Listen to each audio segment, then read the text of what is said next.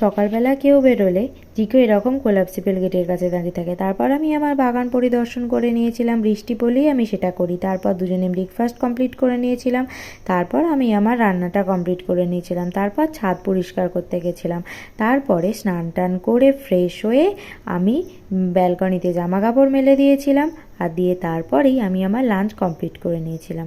তারপর বাগান থেকে ফুল তুলে আমি আমার ফুলের বাড়িটাও সাজিয়ে নিয়েছিলাম। তারপর জানতে পারলাম কাকিমা আর পিসিমণি আসবে, তাই ঝটপট করে বিছানাটা পরিষ্কার করে নিয়েছিলাম, চাদরটাও পাল্টে নিয়েছিলাম। আর তারপরে ওদের জন্য কিছু স্ন্যাক্স আইটেম ছিল, সেগুলো আমি ওদেরকে সার্ভ করে দিয়েছিলাম। আমার কাকিমা আর পিসিমণিকে তোমরা দেখতেই পাচ্ছ। তারপর আমাদের রাতের ডিনার আর জিকোরও ডিনারটা কমপ্লিট করে নিয়েছিলাম। আর মামনির ঘরটাও মামনি ছিল না বলে সেটাও আমি গুছিয়ে নিয়েছিলাম। এই মিনি ব্লগটা যদি তোমাদের ভালো লেগে থাকে, দেখা হবে নেক্সট মিনি ব্লগে। ততক্ষণ ভালো থেকো আর একটা সাবস্ক্রাইব করে দিও। টাটা।